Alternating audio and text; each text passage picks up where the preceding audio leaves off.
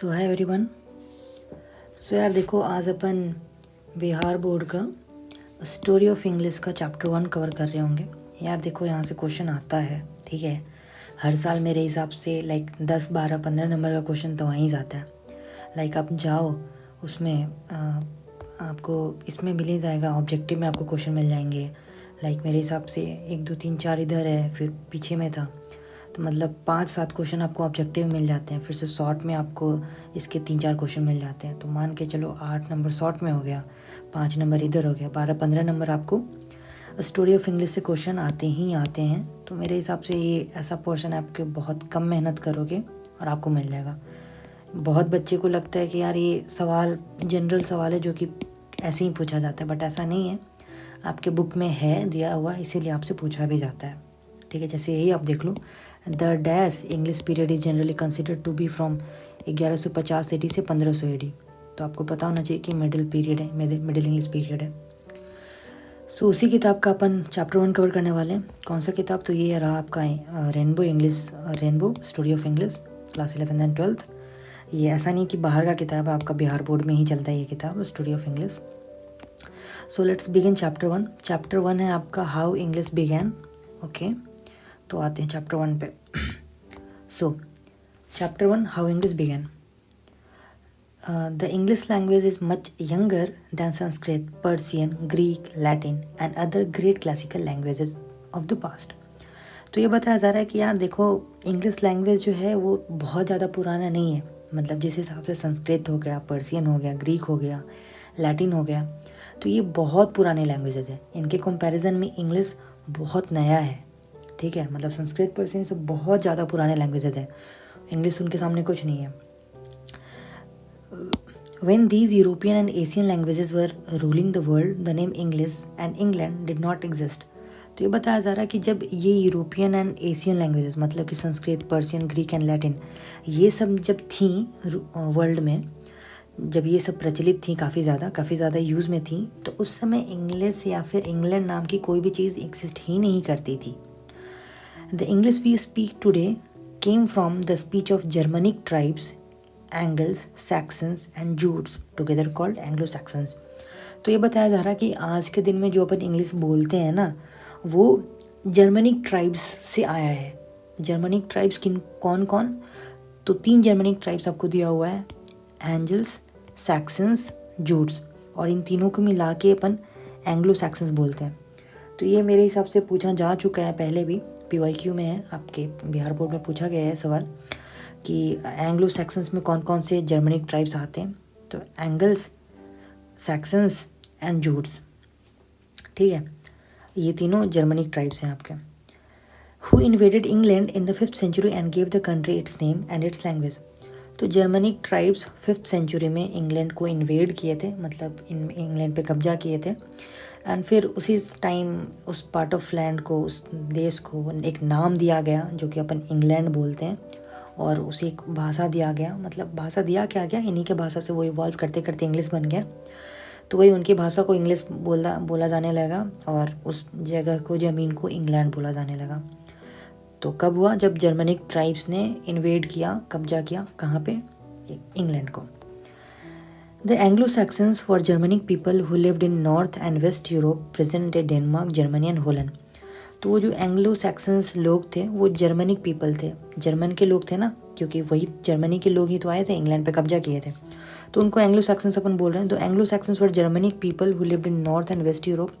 तो ये north and west Europe में रहा करते थे, जिसको आज के दिन में डेनमार्क बन गया है, जर्मनी बन गया, होलैंड हो गया है। तो यही सारी कंट्रीज़ हैं जो कि वहाँ उस टाइम में जर्मनिक पीपल रहते थे, जिनको एंग्लो सैक्सन्स अपन बोल रहे हैं। The languages they use were Germanic और ट्यूटोनिक। तो उस समय वो एज सच इंग्लिश नहीं बोलते थे, उस समय वो जर्मनिक बोलते थे, जो कि ट्यूटोनिक भी बोलते हैं अपन उसको। These languages were closely related to Latin, Greek, Sanskrit and other languages of the Indo European family और ग्रुप ऑफ लैंग्वेजेस, ठीक है। तो वो उस समय का जो वो ट्यूटोनिक जो लैंग्वेज बोल रहे हैं या फिर जर्मनिक लैंग्वेज वो बोल रहे हैं, वो काफ़ी ज़्यादा मिलता जुलता था किससे? लैटिन से, ग्रीक, संस्कृत से, और भी लैंग्वेज जो कि इंडो यूरोपियन फैमिली में आते हैं। इंडो यूरोपियन फैमिली में वो लैंग्वेजेस आते हैं जो कि एशियन कंट्रीज़ में और यूरोपियन कंट्रीज़ में बोले जाते हैं। तो आप ये मत कंफ्यूज हो जाना कि इंडो मतलब सिर्फ इंडिया, अदर भी एशियन कंट्रीज़ को अपन इंक्लूड करते हैं, ठीक है। 10. Through Germanic English belongs to the ancient Indo European family of languages. The roots of English are shown in the diagram given below. चलो आप ये डायग्राम देख लो, ठीक है। सो इंडो यूरोपियन क्या क्या था, मतलब एशियन और यूरोपियन लैंग्वेज में कौन कौन सी लैंग्वेजेस बोली जाती थी?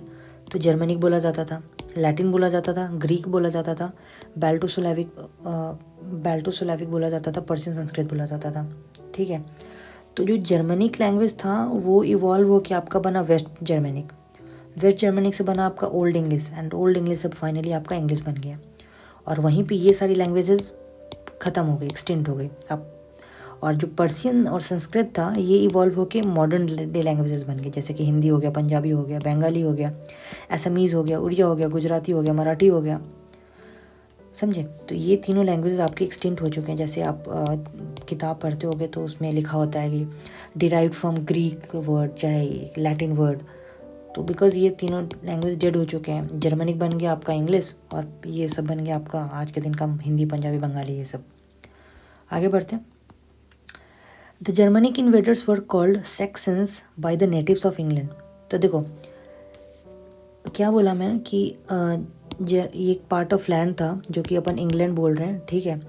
तो कुछ लोग जर्मनी इन्वेडर्स यहाँ पे आए, तो जो इंग्लैंड के ओरिजिनल लोग थे ना वो जर्मनी वाले लोगों को सेक्सन्स बोलते थे, ठीक है। और ये जर्मनी वाले लोग यहाँ के इंग्लैंड के ओरिजिनल लोगों को वीएलआर्स बोलते थे। वीएलआर्स का मतलब होता है फॉरेनर्स। मतलब समझ रहे हो ना क्या बोल रहा हूँ मैं, कि मतलब जर्मनी के कुछ लोग थे जो कि इंग्लैंड पे इन्वेड किए, तो वहाँ के जो कॉमन पीपल थे ना, इंग्लैंड के कॉमन पीपल, लोकल निवासी, तो वो इन्वेडर्स को बोलते थे सैक्सन्स। और वो सैक्सन्स मतलब कि जो जर्मनी के लोग हैं वो यहाँ के लोकल निवासी को वीएलआर्स बोलते थे, ठीक है। However began to call their language English, ठीक है। तो वही लोग जो कि इन्वेड किए, यहाँ पे सब कुछ मिल जुल गया और वहाँ पे फिर इस लैंग्वेज को अपन इंग्लिश को बोलने लगे, ठीक है। This word was derived from the name angles, old English angle, ठीक है। तो ये जो इंग्लिश बोल रहे हैं ना ये कहाँ से आया था? तो ये वाली वर्ड जो एंजल्स वर्ड है यही मॉडिफाई करके अपन इंग्लिश बोलने लगे थे उस समय लोग। The country was given the name Anglican, और जो देश का नाम था वो एक्चुअली में शुरुआत में एंग्लिकन दिया गया था, ना कि एंजल किन बोल रहे हैं, ठीक है। एंजल किन बोला गया था, ना कि उस समय इंग्लैंड बोला गया था। उस समय नाम गया था एंगल किन, और उस समय उस लैंग्वेज का नाम गया था इंग्लिश, ठीक है। एंगल किन का मतलब होता है द रेस ऑफ एंजल्स, ठीक है। अब वो एंजल्स परियों वाला एंजल्स नहीं है, वो ANGELS होता है, ये दूसरा एंजल्स है, ठीक है, ध्यान रखना।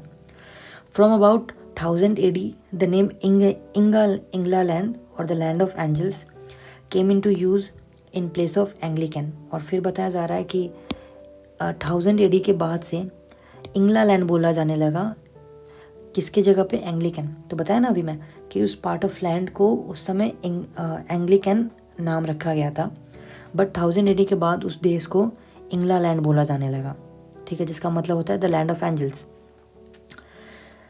Thus, both the name of the country and language English are not native to English। तो ये अच्छी लाइन है, काफ़ी अच्छी लाइन है, ठीक है, कि एक्चुअली में जो उस इंग्लैंड कंट्री का नाम है या फिर अपन जो इंग्लिश बोलते हैं, तो दोनों का दोनों खुद का नहीं है, उसका मतलब नेटिव नहीं है, उसका अपना नहीं है।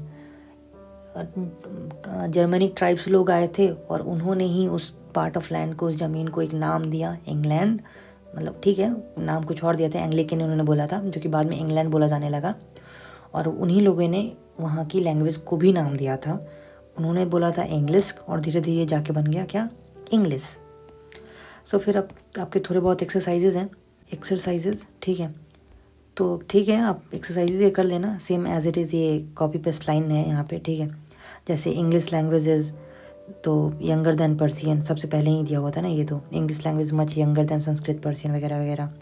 फिर से आपका अगला क्वेश्चन है English we speak today has come from, तो ये भी था कि कहाँ से आया था, आपका यहाँ दिया हुआ था ना कि English we speak today come from speech of Germanic tribes, वही चीज़ आपको यहाँ लिख देना है, the English we speak today come from speech of Germanic tribes.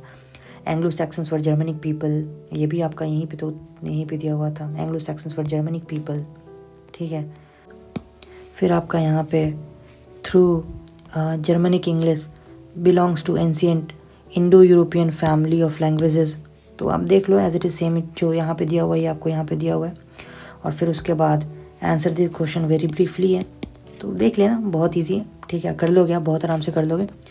But the thing is, हाँ, आप बहुत कम मेहनत से रेनबो स्टोरी ऑफ इंग्लिश पढ़ के अच्छा मार्क्स ला सकते हो बिहार बोर्ड में, आराम से 10-15 नंबर तो ला ही लोगे।